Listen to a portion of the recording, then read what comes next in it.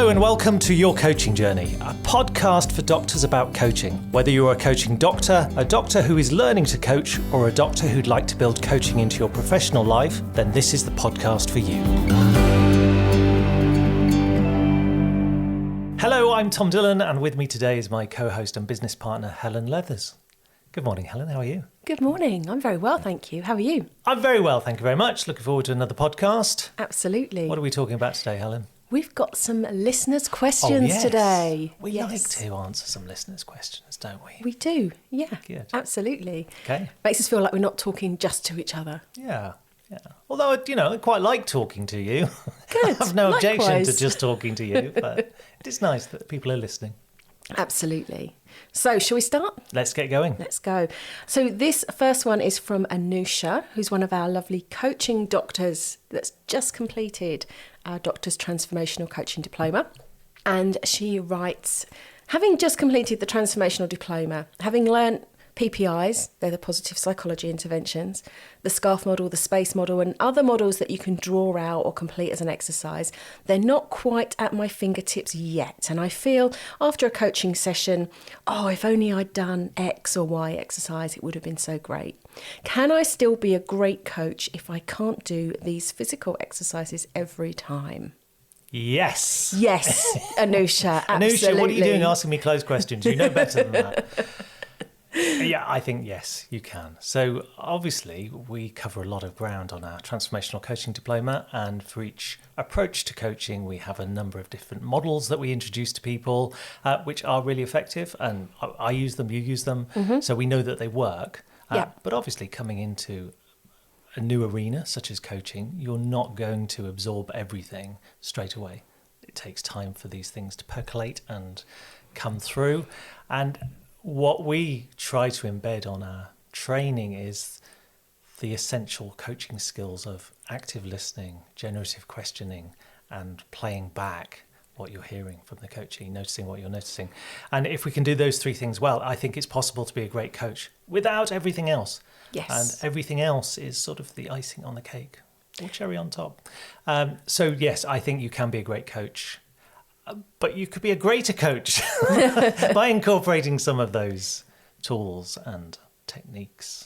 And I think one of the challenges is it's not at your fingertips, because you don't just shoehorn these exercises into a coaching session. So you have to wait until that moment presents itself. Yeah, I think some people do. I think some people have tools that they will say, right, this week we're going to look at your values, and they'll have a tool for values. Yep. And they will just roll through a set of exercises and tools.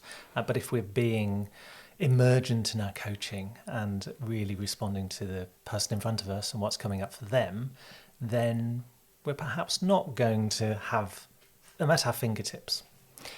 Yeah. I always remember when I first started coaching, I went to a local co-coaching group, and there was a lady there who was very experienced, and she said, you will have knowledge and experience. And so she said, what I would like to invite you to do is to put that down on one side. Have it in your little toolkit by the side of you. And then you will have techniques, tools, exercises that you could do, and just put those on the other side of you. And then just have a conversation. And sometimes you'll pick one of those tools and you go, actually, this would be really helpful. And I think that's Anusha's question, isn't it? She's obviously having those really good conversations with her clients. But there are times when she thinks, that would be a good tool, but it's just not there in a ready form for her to wheel out and say, try this. Yeah. So what's the answer to that? What is the answer to that? Well, That's a really good question. Yeah, I think it's just practice, isn't it? Yeah, It's absolutely. And not necessarily practicing in the session, although we could do that, but then that might feel a little bit clunky. But just working through those models yourself. Practicing in isolation, not with those models, with family, with friends, just talking it through with them. And I think one of the things I was speaking to one of our groups about, one of our courses about last week, was if you have got a model that you want to practice that you haven't yet tried, don't try and do them all at once, but one at a time, to speak to other people who you've trained with and say, look, this is the model I want to try. Who's got something that works with it? And we can work through it. Yeah, no, I think that's perfect, isn't it? Yeah. And it doesn't have to be a full coaching session, does it? It No. could just be, let's work through this model, and you could both have a go at it. And so the transactional analysis model, the drama triangle, I just used to sit and draw that. When I had a spare 5 minutes, I would draw it out. And I got very accomplished at drawing little faces and... Oh, I see a triangles. Okay, I can draw a triangle. But the model itself had got a little smiley face for the rescuer and a little devil face for the persecutor and a little sad face for the victim. And it became a work of art. But it was just continuing to practice drawing it out so that when I was in front of a client, I could just do it. Oh, here's a model. And the same with other models, so like the space model and things like that. I've just practiced drawing them so that when the opportunity arises, I can just do that. Now, online, it's more difficult. I don't really draw things online because it's very clunky you'd have to have an iPad or some other device to draw. So now I have PDFs, which actually makes it a lot easier because I can just bring up a PDF and just say, here's a model that comes from, and let's work through it. So I think that's the answer, is just to keep practicing, and eventually these things will... So Anusha has the awareness. Yes. She knows what might have been useful in that situation. It just wasn't there in a ready form for her to wheel out. So if she goes away and practices that and thinks, okay, I know that was a good time to use it, just wasn't ready to use it. If she practices it, then next time round she can introduce it to her client. Yeah, and feel more comfortable with it. Yeah. And I think in terms of practicing as well, something you mentioned there was sharing online. And I would suggest that alongside these tools, if you are coaching online, practice coaching online, not the coaching part, but, how do you share something? Yeah, that's a good point. Seamlessly without... I mean, I still wonder where the share button's gone sometimes, and I've been using Zoom for years. Yeah, Zoom moves things around. It does, yeah. So I think that's something, and I know when I've shared things, when I've used background music as well, and you have to click a tiny little button somewhere to ensure that you do that. So it's worthwhile not just thinking, I'll jump on Zoom and do my first practice coaching session, but let me practice Zoom with someone who's a friend or been on my training before I go and work with an actual client. So there's two sides of it perhaps there. Yeah. It sounds like Anusha is doing great coaching. Yes. And it could be even better if she practiced some of these tools and techniques and started to introduce them. Yeah. Hopefully that helps, Anusha. And thank you for your question. Good. Our next question is from Graham, who's a GP and newly qualified coach. And he asks simply, how much should I be charging for my coaching? That's an excellent question. Yeah. And I think this is something that is a challenge for a lot of new coaches. And to be honest, some not so new coaches, especially if people have had practice clients they've been working with for free or as a swap, and then sometimes that continues perhaps for longer than it should because they don't know how to make that move to paid for coaching. So excellent question, Graham. Thank you for asking. We are going to do a whole episode on pricing. Are we?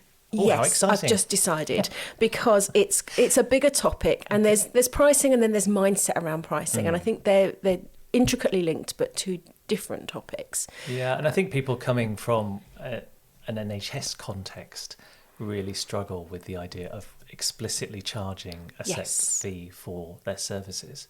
Yes. Because that sounds like private stuff, doesn't it? Yeah. So, yeah, I think it is something that a lot of doctors have to get their head round. Is can I actually charge for this? And how do I do it? What words do I use? And obviously coming to coaching as a new endeavour, there is that element of offering some free practice coaching whilst you're learning, which everyone wants. They want to get their hours up, so that's good. But then there is that shift. And you have to make the shift, otherwise you carry on doing... I had one chap that came to a course that I was running, and he'd been coaching for a while, and he'd had a practice client working for a charity, and he offered him some free coaching. He was still doing free coaching for him 2 years later. Oh. And just hadn't got the heart to tell him he was going to start charging him. So, and really didn't want to carry on doing it for free, but just, I don't know how to tell him. But that's about contracting, isn't Yes. it? And we talked about contracting. We've talked about that before. I think in a listeners' questions, and we did an episode on it. And if you do your contracting right, that shouldn't happen. No, but I think the mindset thing is tricky, isn't Yeah. it? If you have given something away for free, how do you then convert that to it Yes. being paid for? And I think maybe it is switching away and working with someone new Yes. that isn't Could be. expecting it for free. We'll talk about that sometime then. Yeah. Well, yeah. if we're doing a whole podcast on it, then definitely we can explore all of those intricacies of how you charge and how you get your head around charging. Yeah. So let's go back to Graham's original question, which is how much should I be charging? Yeah. And I think it comes down to what you feel comfortable charging. I think it does, but then we kind of almost have to double it. I think what Yes. people are comfortable charging is probably not enough. So I think being brave about your charging is a good idea.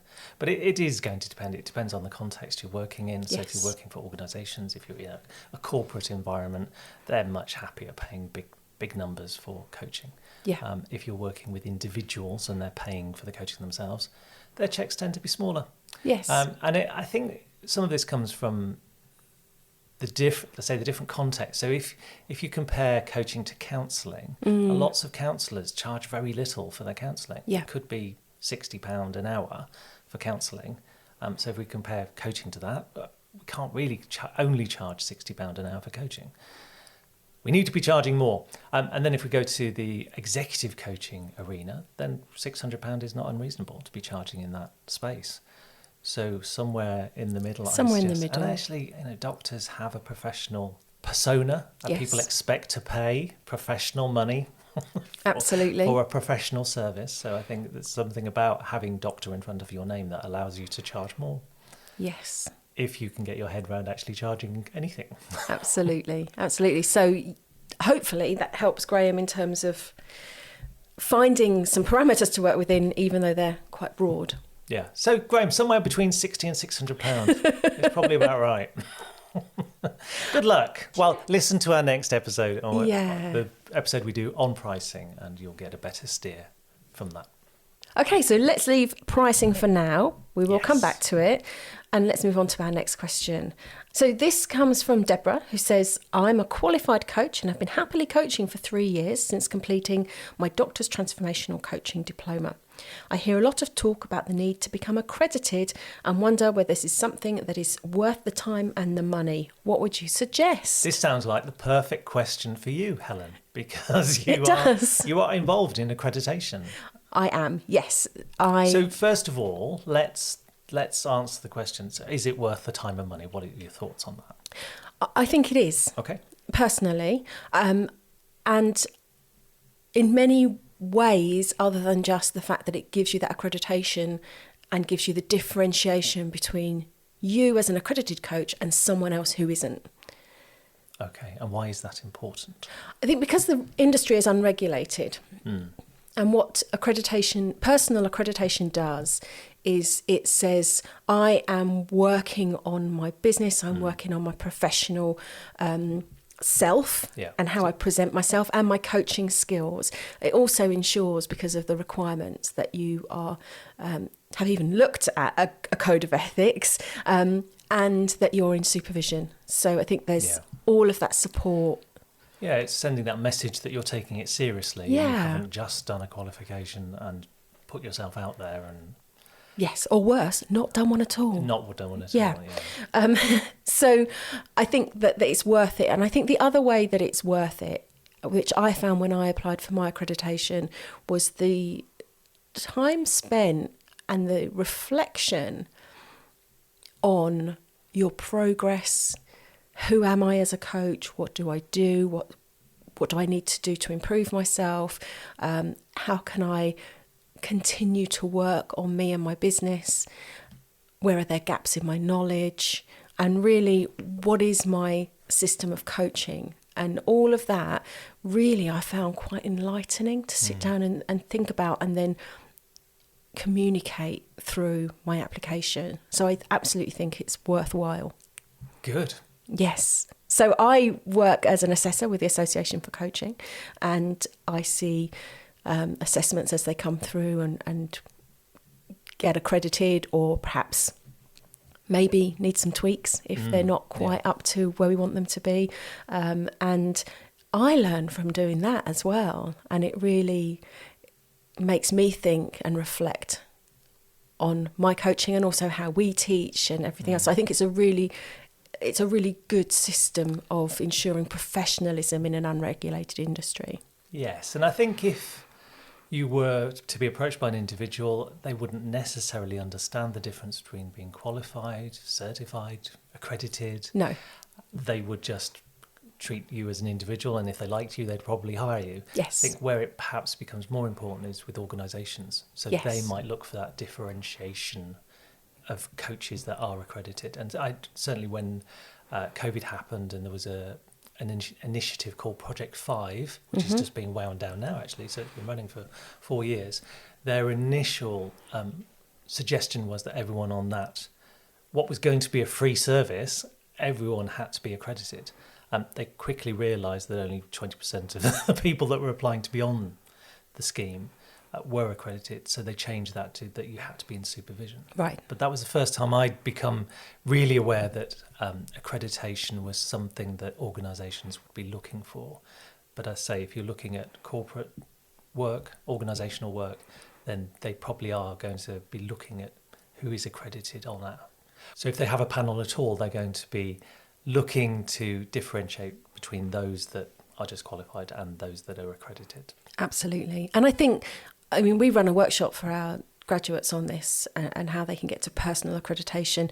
But I think it's worth us doing a bit of a podcast on it. Another podcast. And let's do another podcast. A podcast on accreditation. Yeah, Yes. let's do that. Yeah. So we will do that in the future. We'll add it to our list. Yeah. So hopefully that's sufficient for Deborah and has answered her query. But look out for the next episode that we do on accreditation. Yes, absolutely. Our next question is from Rose, who's a GP trainer, appraiser and a coach. And she asks, I've been offered some work coaching individuals within an organisation. What difference does the fact that the organisation is going to be paying me make to the coaching? Oh, good question. Ooh, yes. So I was referring a moment ago about accreditation, that organisations do perhaps look at coaches slightly differently. So if they are the sponsoring organisation, they're paying the bill, then they might want to have some input. In my experience, I've been quite lucky, I think, that I've not really come across organisations that want anything from me in terms of reporting back to them. Because obviously we contract with an individual and assure them of confidentiality. But we also contract with the organisation around what the coaching is going to be about, how we're going to do our coaching, what reporting there is back to the organisation, because they might want to assess their return on investment. So things like that. Now, it's just going to depend on which organisation you're working for and what their demands are of you. And I think I've said before that if someone is wanting me to report back what's happened in the coaching room, I probably won't take that work because I want to be able to assure my coachee of confidentiality. Yes, we both said that, didn't we? And you've been fortunate that you haven't had to do that. And likewise, I'm the same, that it's that space where the person can open up and talk about anything. Yeah. And if they think that you're going back to their manager with what they're saying, that's not going to work. Yeah, I think sometimes the organisation will have objectives for the coaching. So if it's around leadership, they might want you to work on leadership within the coaching. So that there will be some parameters. And they might, quite often, organisations will do work outside of the coaching with the individual. So they might be on a leadership programme. So there will be things coming up for them on that leadership programme that they might then be asked to work on. So my very first paid coaching session, the chap had been on to an assessment centre. I never really know what that phrase means. There was an assessment centre where they were put through role plays and things like that, and he was assessed. And the people assessing said that he needed to work on his body language, on his presence in meetings, and his relationships with his peers. I'm not sure how you get that from an assessment centre, but those were the outcomes that they said, well, this is what you would need coaching on. And we did work on those things, but there was lots to do that wasn't anything to do with those things. So I had 6 sessions with him, and the first thing that we worked on was actually not relationship with his peers, but his relationship with his boss. So that's what was coming up for the coachee, and I'm responding to my coachee and working on what he wants to work on. Now, obviously, there's an ethical side to that if he wants to work on something completely different, that has nothing to do with the organisation, then we might need to say, hang on, this is coaching around leadership, for example, and that's what we're working on. But obviously their own circumstances will determine how they show up as a leader. So there may be things that stray outside of that we'll work on. Yeah. So whilst I'm always working with the coachee and I'm working to their agenda, if it is an organisational context, then we have to take into account the needs of the organisation as well. So there's that contracting piece around confidentiality, and then there's the element of the needs of the organisation and why they are paying for this coaching for a person. Yes, they're not doing it for nothing, are they? So No. there will be areas of development that they will want the coaching to work on. So that will make a difference. So quite often when we're coaching individuals, they will have an idea of what they want to work on, but it might well shift within the coaching relationship over time. So start off with one thing, and then as things arise for them, then it starts to morph into something else. Well, if we're coaching someone around leadership, it's probably going to stay on leadership for that period of time. Yeah. I've worked with someone around confidence issues and public speaking in a corporate environment, and it does, some things do morph into that personal life, don't they? And you can't separate entirely the person at home from the person at work. So I think there is some crossover, but we do have to be aware of. Yeah, and I think we have to be careful as well from the coachee's perspective, because if they are being coached in an organisational context, they might expect you just to work on them in the workspace. And if they start to stray into personal stuff and we go with them and start to talk about personal stuff, they could potentially have a bit of an objection to that, because that's not what's been contracted for. Yeah. And I think it's for us to manage that coaching dynamic and make sure that we're not suddenly having a whole session on their personal life, that they might on reflection come back and go, hang on a minute, that's not what we contracted for coaching around. Yeah. Why have you taken me there? And it may have been instigated by them, but I think we have to be careful that we don't stray too far away from what we're being paid to coach someone around. Yeah. And I think I've certainly had that in my early days, where people have brought personal things into the coaching room, and I've thought, well, I'm comfortable talking about this. But sometimes people perhaps wish they hadn't talked about those things. And going back to the confidentiality issue, I think having said it out loud to someone who's working for the organisation, being paid by the organisation, then I think they suddenly have question marks about how confidential is this? I've just said these things out loud. I don't want this to get reported back. Yes. So I think it's an interesting line to tread, but I think there are different considerations when you're being paid by an organisation. Well, hopefully that has given Rose some idea of what she needs to consider and think about before contracting. Yeah, and I say important to contract with the organisation about what they're expecting in terms of what happens in the coaching room, but also what gets reported back and whether you're comfortable with that. But then when you're in the coaching room, again, doing that contracting around what the coaching is going to be based on and what happens if we stray away from that. How do we get back to what we're supposed to be coaching around? And this is referred to as three-way contracting, isn't it? Potentially. I've done lots of coaching within organisations where there hasn't been three-way contracting. I've just been asked to coach people. And it could be, well, they're on a leadership course, they need coaching around their leadership, and that's it. Other situations, I will sit down with the manager and the coachee, so their line manager, and we'll have a conversation about what is going to be worked on in the coaching room and make sure everyone's happy with that. And I tend not to report back to the manager. I ask the coachee to report back to the manager. That could be a conversation that includes me as well, but I want that reporting back to come from the coachee, because I want them to know that I'm not divulging anything that they've said within the coaching room. I want it to come from them. So that's a nice point there to consider, is if there's reporting back to be done, that it's done in that way. Yeah. I'm sure there are coaches that don't do it like that. I'm sure there are coaches that say, well, I'm going to report back to your manager these things and check in with the coachee to make sure they're happy with it.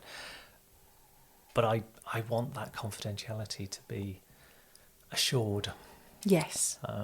So this is how we do it, and hopefully this will give an idea to Rose of how she could do it and what she feels comfortable with going forward. Yeah. Good. Excellent stuff. I think that's it for our questions for today. It is. And do you know what we've got next time? No, what have we got next time? It's very exciting.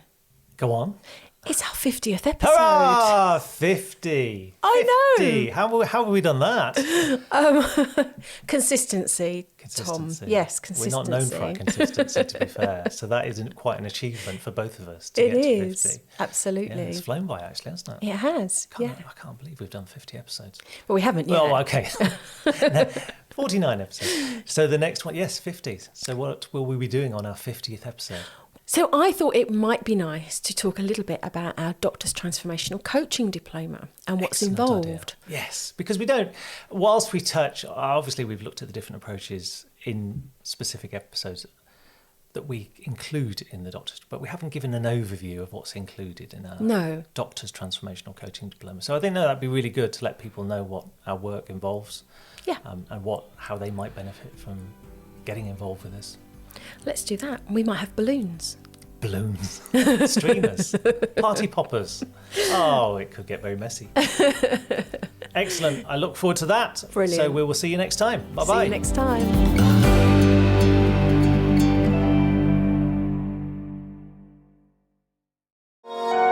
This has been a Monkey Pants Productions podcast.